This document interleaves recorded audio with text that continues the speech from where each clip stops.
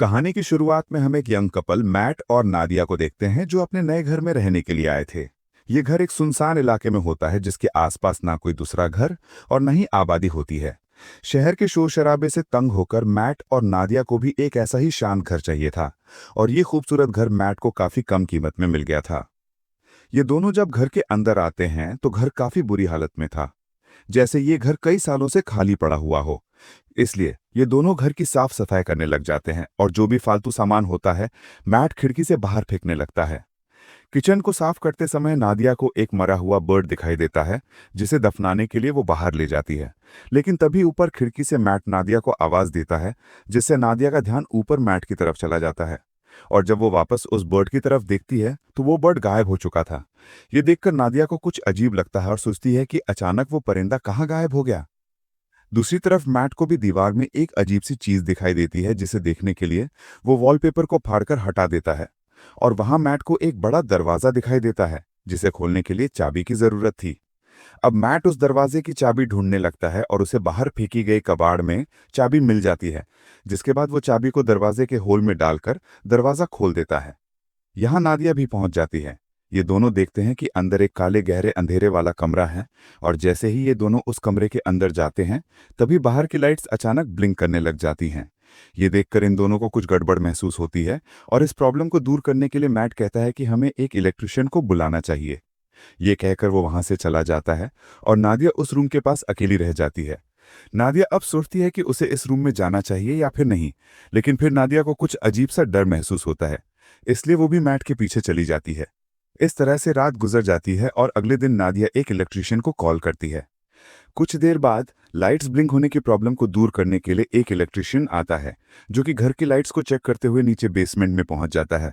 और वहां का नज़ारा देखकर वो हैरान रह जाता है, क्योंकि पूरा का पूरा बेसमेंट बिजली के वायर से भरा पड़ा था, और कोई भी ऐसा कोना नहीं था जहां पर वायर्स ना हो। ये वायर्स काफी पुराने जमाने की लग रही थी, और इलेक्ट्रिशियन भी कहता है कि मैंने आज तक इस तरह की चीजें कभी नहीं देखी। खैर, इलेक्ट्रिशियन जैसे तैसे करके घर की लाइट चालू करके जाने लगता है, और जाते समय वो मैट से कहता है कि आखिर तुमने ये घर क्यों खरीदा। इस घर के पहले मालिक का मर्डर इसी घर में हुआ था, और उस दिन के बाद कोई इस घर में रहने को तैयार नहीं हुआ। ये सुनकर मैट बहुत ज्यादा घबरा जाता है और इस घर के बारे में रिसर्च करने लगता है। रिसर्च के दौरान इंटरनेट पर मैट को एक पुरानी न्यूज आर्टिकल में थॉमसन फैमिली का पता चलता है, जो कि एक कपल था। और आर्टिकल में लिखा हुआ था कि इस घर में रहने वाले कपल को अपने ही बेटे ने मार दिया था, जिसका नाम जॉन था। इन्वेस्टिगेशन के दौरान जॉन पुलिस को बताता है कि मुझसे ये मर्डर इस घर ने करवाए हैं। ये देखकर मैट को ये एक झूठी कहानी लगती है, और कई घंटों तक रिसर्च करने के बाद वो थक जाता है। फिर अपनी पत्नी से छिपकर उसी अंधेरे वाले कमरे में बैठकर शराब पीने लग जाता है। बॉटल में शराब पहले से ही 2 घूंट बची हुई थी, जिसे पीकर वो बॉटल खाली कर देता है, और मन ही मन सोचता है कि काश पीने के लिए एक और बॉटल मिल जाती। तभी अचानक लाइट्स ब्लिंक होने लगते हैं, और कुछ देर के लिए लाइट चली जाती है। और जब फिर से लाइट आती है तो उसके सामने एक शराब की बॉटल पड़ी होती है। ये देखकर उसकी आंखें खुली की खुली रह जाती हैं, और जब वो उस बॉटल को हाथ लगाकर चेक करता है तो उसे पता चलता है कि ये एक असली बॉटल है, यानी कि ये रूम किसी भी इच्छा को पूरा कर सकता है। अगली सुबह नादिया नींद से जागती है। वो देखती है कि मैट यहाँ पर नहीं है, इसलिए वो मैट को ढूंढने उस रूम में जाती है। वहां जाकर वो देखती है कि पूरा रूम कीमती पेंटिंग्स और नई चीजों से भरा हुआ है, और मैट बहुत ही ज्यादा खुश है। मैट नादिया को बताता है कि इस रूम में किसी भी विश को पूरा करने की ताकत है। वो नादिया से कहता है कि तुम्हें जो भी चीज चाहिए बस अपने दिल से मांगो, और वो तुम्हारे सामने हाजिर हो जाएगी। ये सुनकर नादिया को मैट की बातें एक मजाक लगती हैं, इसलिए वो मैट पर हंसने लगती है। लेकिन मैट कहता है कि तुम एक बार ट्राई तो करो। तब नादिया कहती है, अच्छा ठीक है, मुझे इस वक्त जॉब की जरूरत है, तो मैं वो मांग लेती हूँ। तब मैट उसे समझाता है कि ये रूम जॉब नहीं दे सकता, तुम इससे कोई चीज मांगो। जिसके बाद नादिया आंखें बंद करके $1000 की विश करती है, और पलक झपकते ही उनके पास $1000 आ जाते हैं। लेकिन अब भी नादिया को पूरी तरह से यकीन नहीं होता, इसलिए वो दोबारा $1 मिलियन की विश करती है, और पहले की तरह इस बार भी उन्हें $1 मिलियन मिल जाते हैं। अब नादिया को भी यकीन हो जाता है कि ये रूम कोई नॉर्मल रूम नहीं, बल्कि हर एक ख्वाहिश को पूरा करने वाला रूम है। और बस फिर क्या, ये लोग उस रूम से एक के बाद एक महंगी चीज मांगते हैं, और वो चीज उनके सामने हाजिर हो जाती है।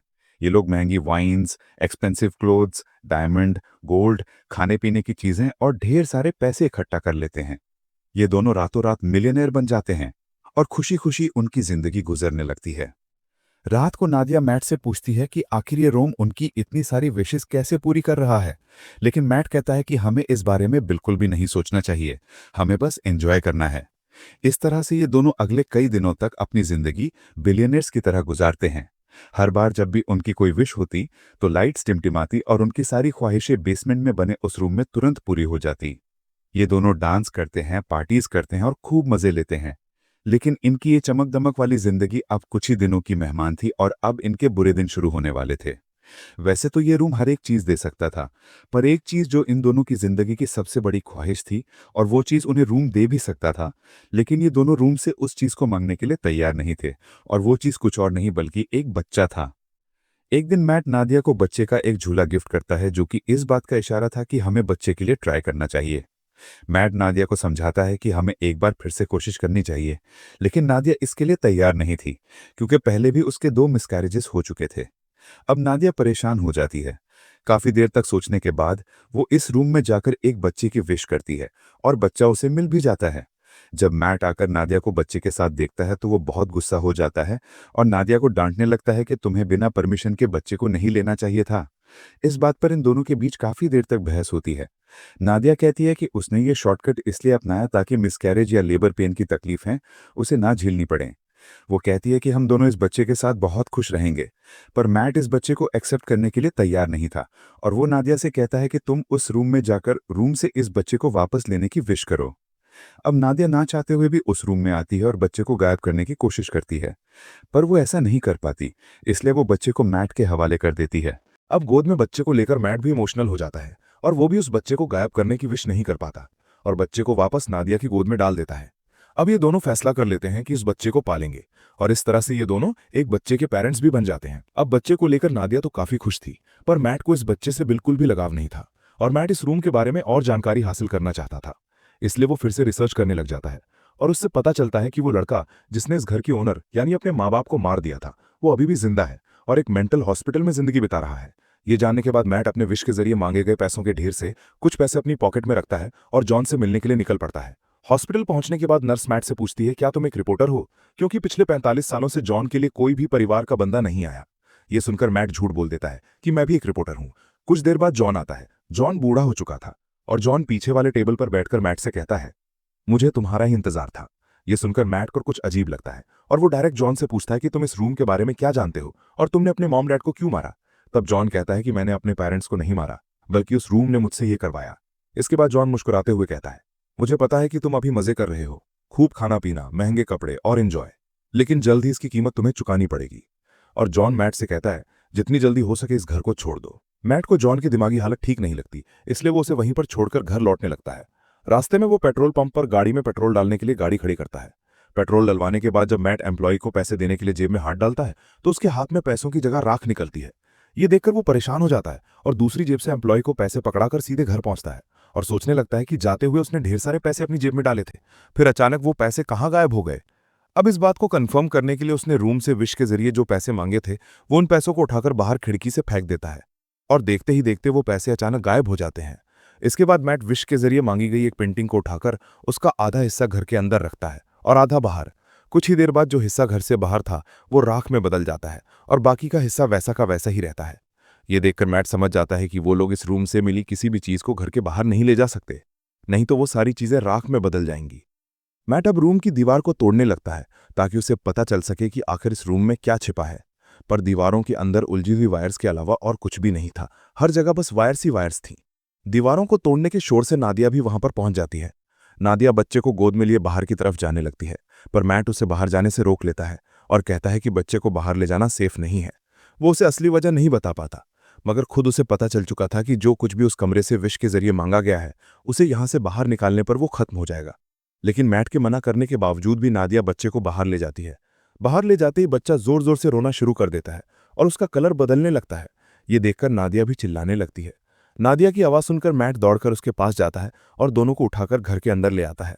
और अब हम देखते हैं कि वो छोटा बच्चा अब छोटा बच्चा नहीं रहा, बल्कि वो कुछ ही सेकंड में 8 साल का लड़का बन चुका था।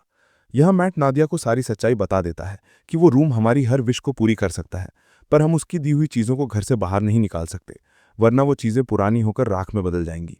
ये सुनकर नादिया को बहुत दुख होता है। और अब ये दोनों डिसाइड करते हैं कि इस बच्चे को घर में ही रखेंगे, कभी भी बाहर जाने नहीं देंगे, नहीं तो वो मारा जाएगा। इस तरह से दिन गुजरते हैं। नादिया बच्चे को घर के अंदर ही सब चीज़ें सिखाती है। वो उसे अपना बेटा मानती है और इस बच्चे का नाम रखती है शेन। शेन बाकी बच्चों से काफ़ी अलग था। वो किसी की भी बात नहीं मानता और ना ही उस पर किसी बात का असर पड़ता। उसकी हरकतें बिल्कुल भी बच्चों जैसी नहीं थी। खाने के दौरान वो बर्फ खाया करता था। लेकिन इन सब हरकतों के बावजूद भी नादिया शेन से बहुत ज़्यादा प्यार करती थी। नादिया शेन को समझाती है कि वो बाहर नहीं जा सकता क्योंकि बाहर खतरनाक लोग हैं जो उसे मार देंगे। यह सुनकर शेन बहुत मायूस हो जाता है और घर के अंदर कभी खिड़की से तो कभी दरवाजे से बाहर की दुनिया देखता है। नादिया जब भी घर से बाहर निकलती या फिर घर के अंदर आती तो वो दरवाजे में ताला लगा दिया करती ताकि शेन घर से बाहर ना निकल सके। एक दिन जब शेन घर में स्नो ग्लोब से खेल रहा था तभी वहां पर मैट आता है। अब क्योंकि मैट को शेन से बिल्कुल भी लगाव नहीं था, इसलिए वो शेन को डांटता है कि तुम्हें यहां पर नहीं खेलना चाहिए। डर के मारे शेन के हाथ से स्नो ग्लोब नीचे गिरकर टूट जाता है। शेन को मैट के इस बर्ताव से बहुत दुख होता है। रात को शेन उन दोनों के कमरे के पास जाकर चुपके से नादिया और मैट की बातें सुनने लगता है। वो दोनों उस रूम के बारे में बातें करते हैं। ये सुनकर शेन को शक होने लगता है कि जरूर उस रूम में कुछ ऐसा है जिससे मैं अनजान हूं। वो सोचता है कि पता नहीं ये दोनों मुझे क्यों घर से बाहर नहीं जाने देते और उस रूम से दूर रहने को कहते हैं। इसलिए शेन टॉर्च उठाकर घर की जांच पड़ताल करने लगता है और आगे बढ़ते हुए वो सीधा बेसमेंट तक पहुंच जाता है जहां ढेर सारी उलझी हुई वायर्स थीं। उन सब से गुजरते हुए आखिरकार वो उस रूम तक पहुंच जाता है और यहां उसे सारा राज पता चल जाता है। रात भर पूरे घर में लाइट्स ब्लिंक होती रहती हैं, पर मैट और नादिया नींद में होने की वजह से कुछ नोटिस नहीं कर पाते। अगली सुबह जब मैट की आंख खुलती है तो उसे अपने बगल में एक नया स्नो ग्लोब पड़ा हुआ दिखता है और इसके साथ ही टूटा हुआ ग्लोब कुछ दूरी पर उसे दिखाई देता है। ये देखकर वो परेशान हो जाता है कि आखिर ये नया ग्लोब किसने बनाया। मैट सीधा नादिया के पास जाता है और उसे जगाकर पूछता है कि क्या तुमने इस ग्लोब को उस रूम से विश करके मांगा, जिस पर नादिया कहती है नहीं, मैंने इस ग्लोब की विश नहीं की। तभी उसी वक्त लाइट्स को ब्लिंक होता देखकर वो समझ जाता है कि ये सारा काम शेन का है। ये दोनों तेजी से उस रूम की तरफ भागते हैं और वहां जाकर ये दोनों हैरान रह जाते हैं।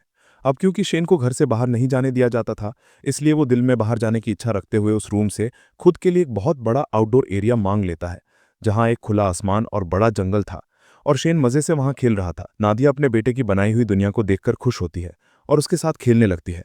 लेकिन मैट शेन के इस काम से बिल्कुल भी खुश नहीं था, क्योंकि उसे डर था कि कहीं वो उस रूम से बंदूक या फिर कुछ गलत चीज ना मांग ले जिससे उनकी जान खतरे में पड़ जाए।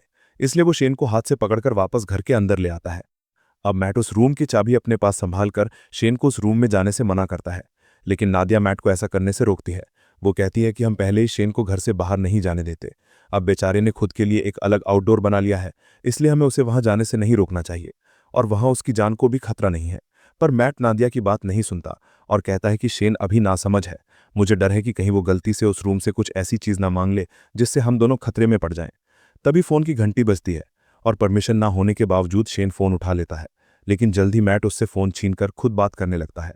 दूसरी तरफ कॉल पर जॉन था, जिसने शेन की आवाज सुनकर समझ लिया कि मैट ने उस रूम से एक बच्चा मांग लिया है। अब मैट भी उससे कोई बात नहीं छिपाता और कहता है कि हम इस बच्चे से अपनी जान कैसे छुड़ाए। इधर किचन में रखे दूसरे फोन से नादिया इन दोनों की सारी बातें चुपके से सुनने लगती हैं। जॉन उसे अपनी सच्चाई बताता है कि मैं भी उस रूम से विश के जरिए मांगा गया हूँ। वो बताता है मैंने अपने पेरेंट्स को इसलिए मारा क्योंकि मुझे भी बाहर की दुनिया देखनी थी, लेकिन जब मैं घर से बाहर निकलता तो मेरी उम्र बढ़ने लगती और जब मैंने रूम से पूछा तो उसने मुझे बताया कि अगर तुम्हें इस घर से बाहर निकलना है तो तुम्हें उस इंसान को मारना होगा जिसने विश करके तुम्हें मांगा है। इसलिए मैंने विश करने वाली औरत को मार दिया और उसके साथ उसके हस्बैंड को भी मार दिया। यही वजह है कि आज मैं जेल में हूं। वो मैट को बताता है कि मेरी और शेन की कहानी एक ही है। अगर तुम्हें शेन को बचाना है और उसे बाहर की दुनिया दिखानी है तो तुम्हें उस इंसान को मारना होगा जिसने शेन को विश करके मांगा था। अब अगर शेन को विश करके तुमने मांगा है तो तुम्हें अपनी कुर्बानी देनी होगी, और अगर तुम्हारी वाइफ ने शेन को मांगा है तो फिर तुम्हें उसे मारना होगा। और ये सारी बातें दूसरी तरफ कॉल पर नादिया भी सुन रही थी। नादिया ये सारी बातें सुनकर बहुत ज्यादा दुखी हो जाती है और वो गाड़ी निकालकर घर छोड़कर चली जाती है, जिससे मैट को उसकी फिक्र होने लगती है। नादिया शेन को जिंदगी देने के लिए खुद को मारने का सोचती है, पर वो ऐसा नहीं कर पाती। इधर मैट टेबल पर बैठकर शेन के साथ डिनर करने लग जाता है। तब शेन मैट से पूछता है कि मेरी मॉम कहाँ गई, और उससे और भी कई सारे सवाल पूछता है, जिससे झुंझलाकर वो शेन को बता देता है कि वो उनका असली बेटा नहीं है और ना ही उसकी कोई पेरेंट्स है। इतना ही नहीं, वो गुस्से में आकर शेन को रूम से बाहर निकाल देता है। डर के मारे शेन रोते हुए ऊपर अपने रूम में चला जाता है। कुछ ही देर में मैट को अपनी गलती का एहसास होता है। वो शेन के रूम में जाकर उससे माफी मांगने लगता है और सारी रात वो दोनों साथ में सोते हैं। जब नादिया वापस घर लौटती है तो इन दोनों को एक साथ सोते देखकर उसे बहुत अच्छा लगता है। कुछ देर बाद मैट की आंख खुल जाती है और वो देखता है कि नादिया घर वापस आ चुकी है। मैट नादिया से कहता है कि मैं तुम्हारे लिए बहुत ज्यादा परेशान हो रहा था और कहता है मुझे माफ कर दो क्योंकि मैं शेन पर चिल्लाया और तुमसे भी झगड़ा किया। बातचीत के दौरान ये दोनों एक दूसरे के करीब आने लगते हैं और जब ये दोनों रूम में इंटीमेट हो रहे थे तब शेन छुपकर दरवाजे से उन्हें देखने लगता है। वो अपने दिल में नादिया के लिए अट्रैक्शन महसूस करता है। अब उसे भी ये सारी चीजें करनी थी, इसलिए अब वो इन दोनों के सोने का इंतजार करता है। जब ये दोनों गहरी नींद में चले जाते हैं तब शेन चुपके से आकर मैट की पॉकेट से घर के बाहर जाने की चाबी चुरा लेता है। अगले दिन सुबह मैट और नादिया फ्रंट डोर को खुला देखकर समझ जाते हैं कि शेन घर से बाहर निकल गया है, इसलिए उन्हें डर था कि कहीं वो मर ना गया हो। लेकिन तभी घर के एक अलग हिस्से में शेन को देखकर दोनों हैरान हो जाते हैं क्योंकि शेन अब जवान और ताकतवर हो चुका था। वो अपने पेरेंट्स की तरफ गन पॉइंट करके उन्हें धमकाता है। तब नादिया उसे समझाने की कोशिश करती है। इसी बीच मैट शेन पर हमला कर देता है और दोनों में फाइट होने लगती है। लेकिन उनकी फाइट के दौरान नादिया को धक्का लगता है जिससे वो नीचे गिरकर बेहोश हो जाती है। कुछ देर बाद मैट उसे जगाते हुए बताता है कि शेन को गलती से गोली लगने की वजह से वो मर गया। ये सुनकर नादिया रोने लगती है। मैट उसे तसल्ली देकर वापस घर में ले आता है और यहाँ आता है कहानी में सबसे बड़ा ट्विस्ट, क्योंकि अभी जो मैट नादिया को उठाकर घर लेकर गया वो असल में मैट नहीं बल्कि शेन है। इधर दूसरे रूम में जहां उनकी फाइट हुई थी असली मैट होश में आ जाता है और पूरे घर में अपनी वाइफ की तलाश करता है। तभी लाइट्स को फिर से टिमटिमाते देखकर वो उस रूम की तरफ जाता है, पर वहां भी उसकी वाइफ नादिया मौजूद नहीं थी। इधर नादिया को बिल्कुल भी खबर नहीं थी कि इसके साथ बैठा हुआ आदमी मैट नहीं बल्कि शेन है। लेकिन नादिया को भी मैट में कुछ बदलाव नजर आता है और जल्द ही उसकी बर्फ खाने की आदत से नादिया को पता चल जाता है कि ये मैट नहीं बल्कि शेन है जिसने रूम से विश करके अपने आप को मैट का रूप दे दिया है। दूसरी तरफ असली मैट समझ जाता है कि वो अकेला इस घर में फंसा है। शेन ने उसकी वाइफ को इस घर से किसी दूसरे घर में विश के जरिए शिफ्ट कर लिया है। अब वो इस घर से बाहर निकलने के लिए पूरी ताकत लगाकर दीवार को तोड़ने लगता है और आखिर सारे वायर्स को पार करके वो उस रूम तक पहुंच जाता है जो कि अब एक जंगल था जहां ढेर सारे ऊंचे ऊंचे पेड़ थे। वहां जाकर मैट को पता चलता है कि शेन ने रूम का यूज करके इस जगह को काफी बड़ा कर लिया था और वहां शेन ने उन्हीं की तरह एक डुप्लीकेट घर भी बना लिया था। वो ये भी समझ चुका था कि शेन ने उसका रूप नादिया को किडनैप करके इस डुप्लीकेट घर में रखने और अकेले में उसके साथ फिजिकल होने के लिए किया था। ये ख्याल आते ही अपनी बीवी को वापस पाने के लिए मैट उस जंगल में दौड़ते हुए फाइनली उस डुप्लीकेट घर के अंदर पहुंच जाता है जहां शेन नादिया के साथ जबरदस्ती करने की कोशिश कर रहा होता है। मैट को अंदर आते देखकर शेन फिर से लड़ाई के लिए तैयार हो जाता है। अब यहाँ नादिया भी पहचान नहीं पाती कि असली मैट कौन सा है, क्योंकि वो दोनों बिल्कुल सेम टू सेम थे। और यहाँ ये दोनों नादिया से कहते हैं कि मेरे साथ चलो। अब नादिया समझदारी से काम लेते हुए शेन का नाम लेती है, जिसे सुनते ही शेन उसकी तरफ देख लेता है और नादिया को समझ आ जाता है कि ये शेन है, जिसके बाद वो शेन को धक्का देकर नीचे गिरा देती है। जमीन पर गिरते ही वो अपने असली रूप में आ जाता है। उधर मैट और नादिया रूम से बाहर निकलने की कोशिश करते हैं पर निकल नहीं पाते, क्योंकि शेन ने रूम से उनके इसी घर में फंसे रहने की विश मांगी हुई थी। लाख कोशिशों के बाद भी जब वो लोग घर से नहीं निकल पाते तो मैट रुक जाता है और वहां से निकलने का कोई तरीका सोचने लगता है। यहाँ मैट होशियारी से एक ऐसी विश करता है कि हम दोनों का नया रूप इस घर के अंदर ही रहे और हमारा असली रूप इस घर से बाहर चला जाए। तभी अचानक वहां पर शेन भी आ जाता है और मैट को चाकू घूंपकर मार डालता है। इसके बाद वो नादिया को समझाने लगता है कि तुम मैट को भूल जाओ और मेरे साथ रहो। लेकिन इन्हीं बातों के दौरान उसे एहसास होता है कि ये दरअसल मैट और नादिया के क्लोन हैं, जबकि असली मैट और नादिया दौड़कर रूम के बाहर जंगल की तरफ भागते हैं। ये देखकर शेन बहुत गुस्सा हो जाता है और तेजी से उनके पीछे दौड़ने लगता है। यहाँ ये दोनों असली घर में पहुंच जाते हैं। जब शेन भी असली घर में पहुंचता है तो वो दौड़कर मैट पर अटैक कर देता है, लेकिन यहाँ मैट समझदारी से काम लेते हुए शेन को कसकर पकड़कर अपने साथ घर से बाहर निकाल लेता है। शेन अपनी जान को खतरे में देखकर वापस दरवाजे की तरफ भागता है, पर अंदर घुसने से पहले ही नादिया दरवाजा बंद कर लेती है। अब यहाँ शेन नादिया को बहकाने की कोशिश करता है। वो कहता है प्लीज मॉम मेरे लिए दरवाजा खोल दो, लेकिन नादिया अब समझ चुकी थी, इसलिए वो रोते हुए शेन को बूढ़ा होते देखती है। धीरे धीरे उसकी बॉडी गलने लगती है और आखिर में वो राख में बदल जाता है। नादिया उसके पास आती है और उसकी बॉडी से बनी हुई राख को हाथ में उठाकर रोने लगती है, क्योंकि नादिया ने उसे अपना बेटा माना था। इसके बाद मैट नादिया के पास आता है और दोनों एक दूसरे को गले लगा लेते हैं। अब सीन शिफ्ट होता है और हमें कुछ महीने बाद का सीन दिखाया जाता है, जहां मैट और नादिया एक छोटे से घर में सेटल्ड हो जाते हैं और सुकून से रहने लगते हैं। लेकिन थोड़े ही दिनों बाद नादिया डरते हुए अपना प्रेगनेंसी टेस्ट करती है और रिपोर्ट पॉजिटिव आती है, यानी अब इन दोनों का खुद का एक बेबी आने वाला है। इसी के साथ ये कहानी खत्म हो जाती है। अगर आपको ये वीडियो अच्छी लगी हो तो हमारे चैनल को सब्सक्राइब और वीडियो को लाइक जरूर कीजिएगा।